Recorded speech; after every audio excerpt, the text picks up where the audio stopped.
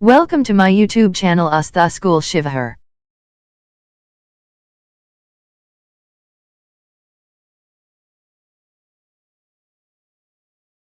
Good morning to all my dear students. Now today I am going to start the second chapter. The chapter name is The Map of Standard 5th. बच्चों आज हम standard 5th का second chapter the map शुरू करेंगे. And now we have to study in this chapter to what is the definition of map, what is map, what is the importance of map and the relationship between map and geography. बच्चों map जो हमारा है, a map is a visual representation of entire area or part of an area typically represented on a flat surface. Map attempt to represent various things like political boundaries, physical boundaries, road topography, population, climates, natural resources, economic activities. इन सभी चीजों का हमारे physical boundary का, हमारे political boundary का, physical boundary का, road का, topography का, population, climate, natural resources, economic activities का हमारा रिप्रेजेंटेशन मैप के माध्यम से किया जाता है. बच्चों इसको हम ऐसे भी समझ सकते हैं कि पृथ्वी के सतह के किसी भी भाग के स्थानों, नगरों, देशों, पर्वतों, नदी आदि की स्थिति को पैमाने के सहारे से लघु रूप में तैयार करना या शॉर्ट फॉर्म में तैयार करना ही हमारा मानचित्र होता है. मानचित्र दो शब्दों से मिलकर के बना है, मान और चित्र, जिसका अर्थ होता है किसी माप या मूल्य को चित्र के माध्यम से रिप्रेजेंट करना. जैसे माइक्रोस्कोप के माध्यम से जब हम किसी माइक्रो ऑर्गेनिज्म को देखते हैं तो हमारा माइक्रोस्कोप उस माइक्रो ऑर्गेनिज्म को बड़े आकार में हमें दिखाता है. जस्ट इसके विपरीत हमारा मानचित्र जो है वह किसी बड़े भूभाग को एक छोटे फॉर्म में दिखाता है, जिसको एक नजर में देखते ही उसका ज्योग्राफिकल कंडीशन और उसके इंटर रिलेशनशिप्स हमें पता चल जाते हैं. मानचित्र को बच्चों हम लोग नक्शा भी कहते हैं. अब बारी आती है हमारा एटलस का. What is Atlas? Atlas is a map of book. Atlas जो है वो विभिन्न प्रकार के मैप का एक संग्रहित रूप है, एक किताब है, जिसमें हमारा एक पॉलिटिकल बाउंड्रीज का, फिजिकल बाउंड्रीज का, road, topography, population, climate, natural resources, economic activities, इन सभी का रिप्रेजेंटेशन मैप में अलग अलग प्रकार से किया जाता है, जिसको संग्रहित ये हमारा एटलस करता है, जिसको हम अ मैप ऑफ बुक भी कहते हैं. बच्चों इस एटलस में जो कंटेंट्स होते हैं वो हमारा कंट्रीज का होता है, माउंटेन्स का होता है, river, belts, rainfall, deserts, transport, ways, like विभिन्न प्रकार के रास्ते भी हैं हमारे पास में मार्ग भी है, सड़क मार्ग भी है, रेल मार्ग भी है, हवाई मार्ग भी है. इन सभी का रिप्रेजेंटेशन मैप के माध्यम से किया जाता है, जिसको संग्रहित हमारे एटलस में किया जाता है. जो एटलस को तैयार करते हैं उन्हें हम कार्टोग्राफर कहते हैं. और गिराडस मेकार्टर was the first cartographer of the world. अब बच्चों अब हम डायरेक्शन ऑन द मैप पढ़ेंगे. सबसे पहले बच्चों हमें दिशा का ज्ञान भी होना जरूरी है. बच्चों मुख्य रूप से जो डायरेक्शंस हैं वो 4 प्रकार की होती हैं: north, south, east and west. ये जो 4 डायरेक्शंस हैं, नॉर्थ, साउथ, ईस्ट और वेस्ट, ये मेन डायरेक्शन के अंतर्गत आते हैं.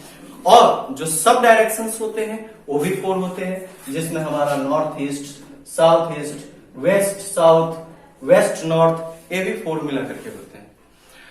अब बच्चों अब इसका जो रिप्रेजेंटेशन जो मैप पे किया जाता है, तो मैप का जो सबसे अपर पार्ट होता है वो हमारा नॉर्थ का पार्ट होता है, और लोअर पार्ट जो होता है वो हमारा साउथ का होता है, और ये पार्ट ईस्ट का होता है और यहाँ ए वेस्ट का पार्ट होता है, जो कि अलग अलग डिग्री को निर्धारित करता है। जो हमारा नॉर्थ पार्ट होता है वो 360 डिग्री को रिजर्व करता है, साउथ पार्ट जो होता है हमारा वो 100 डिग्री को रिजर्व करता है, ईस्ट पार्ट हमारा 90 डिग्री को रिजर्व करता है और वेस्ट पार्ट 270 डिग्री को रिजर्व करता है।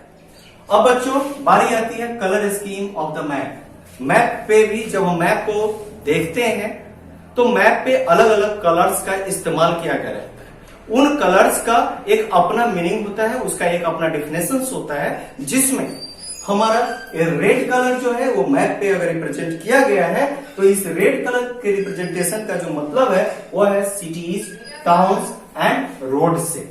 उसके बाद अगर येलो कलर से रिप्रेजेंटेशन है तो ये है show the plains, agriculture regions. Green colour it shows the forest lands, natural vegetation, grass lands. अब बच्चों अब हमारा एक कलर है ब्लू कलर। इस ब्लू कलर में का जो रिप्रेजेंटेशन है, ब्लू कलर के माध्यम से जो हम अगर मैप पे अगर ब्लू कलर को दिया गया है तो उस ब्लू कलर से जो हम समझेंगे वो है tanks, rivers, bays, ocean, seas और लेक्स के बारे में। ब्लैक कलर का जो रिप्रेजेंटेशन है वह बॉर्डर्स, बाउंड्रीज, रेलवे लाइंस के लिए किया जाता है। ब्राउन कलर का इस्तेमाल हाईलैंड्स और माउंटेन्स के लिए किया जाता है। ग्रे कलर का इस्तेमाल shadow of the mountain regions के लिए किया जाता है। व्हाइट का representation snow covered peaks and snow lands के लिए किया जाता है। तो ये डिफरेंट कलर्स हैं जिसका रिप्रेजेंटेशन, ये डिफरेंट कलर्स हैं जिसका रिप्रेजेंटेशन हमारे मैप पे किया जाता है डिफरेंट लोकेशंस को, अर्थ के लोकेशंस को हाईलाइटेड करने के लिए, उसको बताने के लिए। बच्चों अब हम the sign and symbol of the map के बारे में जानेंगे कि इन सभी का रिप्रेजेंटेशन कैसे किया जाता है। बच्चों मैप में हमने देखा कि किसी बहुत बड़े भूभाग को एक छोटे रूप में बनाना और बना करके उसके ज्योग्राफिकल कंडीशन और उसके इंटर रिलेशनशिप को जानना, ये हमारा मैप कहलाता है। तो बच्चों इस मैप पे तो नदियां, तालाब, पोखर, इन सभी का रिप्रेजेंटेशन नहीं किया जा सकता है। इसी के लिए इसमें हम साइन और सिंबल का भी इस्तेमाल करते हैं, जिसके माध्यम से हम मैप पे जब उसको बनाते हैं तब हमें ये समझ में आती है कि कहाँ पे हमारा लेक है, कहाँ हमारा ओशियन है, कहाँ हमारा सीज है, कहाँ हमारे रोडवेज हैं, कहाँ हमारे ट्रीज हैं, कहाँ हमारे तहसील है, कहाँ हमारे विलेज है। आइए देखें बच्चों इसको। जब ये वाटर बॉडीज है जिसमें वाटर बॉडीज को इस प्रकार से रिप्रेजेंट किया जाता है, इस प्रकार के डायग्राम से, इस प्रकार के फिगर से रिप्रेजेंट किया जाता है, जिसको हम समझते हैं कि ये रिवर का फिगर है। इस प्रकार का फिगर हमारा मेटालैंड का आता है, ये हमारा इंटरनेशनल बाउंड्रीज का आता है,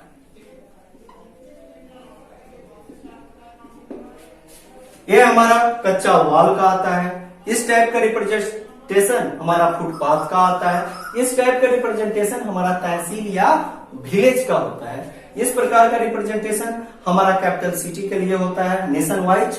ये हमारा इस तरह का रिप्रेजेंटेशन मैप पे ये हमारा टेम्पल को रिप्रेजेंट करता है और इस प्रकार का रिप्रेजेंटेशन हमारे ट्रीज को रिप्रेजेंट करता है। तो बच्चों एक बहुत बड़े एरिया को रिप्रेजेंट कर पाना किसी फ्लैट पेज पे वो संभव नहीं है, इसीलिए इस फ्लैट मैप पे कोशिश किया जाता है कि साइन और सिंबल का इस्तेमाल करें ताकि ये बड़े से बड़े एरिया को भी कवर करके उसे मैप पे रिप्रेजेंट करके उसे बड़े आसानी से जाना जा सके। चलो बच्चों अब हम इसके बाद the scale of the map, आखिर देखिए स्केल का उपयोग मैप पे कैसे किया जाता है और स्केल कैसे इंपोर्टेंट है हमारे मैप के लिए। The scale is used to represent the distance between the two places on a map. It also shows the ratio between the size of the map and the area on the map. For example, 1 centimeter on a scale represent the distance of 100 kilometer. This ratio on the map will be applicable for all distances. The scale is useful in finding the actual distance between the places shown on the map. The scale is helpful in showing the small size area into big size and the big size area into a small size area. बच्चों scale का उपयोग हम map में करते हैं और map में scale का उपयोग करना काफी लाभकारी भी है और बिना स्केल के हम मैप तैयार भी नहीं कर सकते हैं, क्योंकि एक बहुत बड़े एरिया को रिप्रेजेंट करने के लिए स्केल का यूज किया जाता है और इसमें कुछ ऐसे भी मेजरमेंट है जिसको मापा जाता है। जैसे यहां पे मैंने आपको बताया है कि 1 सेंटीमीटर का जो स्केल है, 1 सेंटीमीटर का जो मैपिंग है वो हम किसके लिए करेंगे? 100 किलोमीटर के लिए करते हैं। अगर 100 किलोमीटर का दायरा है, एरिया है, तो उसको हम मैप पे कितने सेंटीमीटर में रिप्रेजेंट करेंगे? 1 सेंटीमीटर में रिप्रेजेंट करेंगे। तो ये जो हमारा स्केल है, एक बहुत बड़े एरिया को छोटे एरिया में और एक छोटे एरिया को बहुत बड़े एरिया में रिप्रेजेंट करने का एक बहुत बड़ा मेजरमेंट इक्विपमेंट है। बच्चों अब हम टाइप्स ऑफ मैप के बारे में पढ़ेंगे कि ये हमारा मानचित्र कितने प्रकार का होता है। तो बच्चों there are 7 types of maps: physical map, political map, commercial map, distributive map, road rail map, vegetation map, rainfall map. यानी कि 7 पार्ट्स में मैप को डिवाइड करके हम उसका अध्ययन करते हैं, स्टडी करते हैं। तो आइए देखें कि हमारे फिजिकल मैप में किस किस तरह के कंटेंट होते हैं। तो इस फिजिकल मैप में mountains, hills, valleys, plains, plateaus, seas, oceans, lakes etcetera इसको फिजिकल मैप के अंदर रखा जाता है और इससे 2 स्थानों के बीच में अंतर भी बताया जाता है। अब हमारा आता है पॉलिटिकल मैप, जिसमें हमारा boundaries, Nations, states, union, territories, district, cities etcetera. ये जो हमारा पॉलिटिकल मैप है, इसके माध्यम से 2 जिला के बीच, 2 राज्य के बीच, 2 देशों के बीच अंतर बताया जाता है। अब बारी आती है कॉमर्शियल मैप की। इसके माध्यम से industries, agriculture, productions, trading, export and import को बताया जाता है। अब आता है हमारा डिस्ट्रीब्यूटिव मैप, जिसमें वेजिटेशन फॉरेस्ट, ये वनस्पति के जंगल होते हैं जिसमें विभिन्न प्रकार की वनस्पतियां पाई जाती हैं। बहुत सारे ऐसे पेड़ पौधे हैं जो मानव जीवन के लिए काफी उपयोगी हैं, जिनका उपयोग दवा के रूप में किया जाता है और भी ढेर सारे उसके उपयोग हैं, जिसको हम वेजिटेशन फॉरेस्ट कहते हैं। एग्रीकल्चर क्रॉप्स, जिसमें हमारा डिफरेंट टाइप्स ऑफ क्रॉप्स है, जिसमें हमारा वीट, पैडी और भी बहुत सारे हैं। उसके बाद पॉपुलेशन है, अलग अलग स्टेट्स का जो पॉपुलेशन है वो अलग अलग है, नेशन वाइज जो पॉपुलेशन है वो अलग अलग है। तो इसको रिप्रेजेंट करने के लिए हम डिस्ट्रीब्यूटिव मैप का उपयोग करते हैं। उसके बाद बारी आती है रोड रेल मैप की। इस रोड रेल मैप लाइंस के माध्यम से इस पे जो रिप्रेजेंट किया जाता है, रोड रेल मैप पे जो रिप्रेजेंट किया जाता है, रोड एंड रेलवेज लाइंस को रिप्रेजेंट किया जाता है, जिसमें यह स्थिति बताई जाती है कि किसी स्टेट में उसके रोड का मैपिंग किस प्रकार का है, रेलवे की मैपिंग किस प्रकार से है और उस स्टेट में किस किस जगहों से होकर के रेलवे लाइंस है और रोड लाइंस है। Vegetation map, vegetation of places, states और कंट्री। वेजिटेशन फॉरेस्ट के बारे में भी हम लोगों ने जाना है। तो वेजिटेशन, वो जो फॉरेस्ट है, वेजिटेशन फॉरेस्ट है, वो किस प्लेस पे है और वो प्लेस किस स्टेट के अंतर्गत आता है और वह स्टेट जो है वह किस कंट्री के अंतर्गत आता है, इसको भी रिप्रेजेंट करने के लिए हम मैपिंग करते हैं, जिसका रिप्रेजेंटेशन हम वेजिटेशन मैप के दरमियान करते हैं। अब हमारा आता है रेनफॉल मैप। इस रेनफॉल मैप के माध्यम से हम ये भी जानते हैं कि हमारे कंट्री में कौन सा ऐसा स्टेट है जिस स्टेट में सर्वाधिक बारिश होती है, वह कौन सा ऐसा स्टेट है जहां पे औसत बारिश होती है और वह कौन सा ऐसा स्टेट है जहां पे न के बराबर बारिश होती है। तो बच्चों इसका रिप्रेजेंटेशन हम रेनफॉल मैप के माध्यम से करते हैं। चलो बच्चों अब हम इसके last topic the uses of map के बारे में जाने। बच्चों अभी हम लोगों ने ढेर सारी जानकारियां इस मैप चैप्टर के माध्यम से ली कि मैप क्यों आवश्यक है, मैप के माध्यम से हम कैसे रिप्रेजेंटेशन करते हैं, मैप को किन किन चीजों की सहायता होती है, साइन सिंबल की सहायता के माध्यम से भी हम रिप्रेजेंट करते हैं। इसके अंतर्गत बहुत सारे कलर्स का भी इस्तेमाल किया जाता है जो अलग अलग चीजों को रिप्रेजेंट करती है। तो it provides us many useful information. The driver, pilot, sailors and tourists take help of map to travel from one place to another.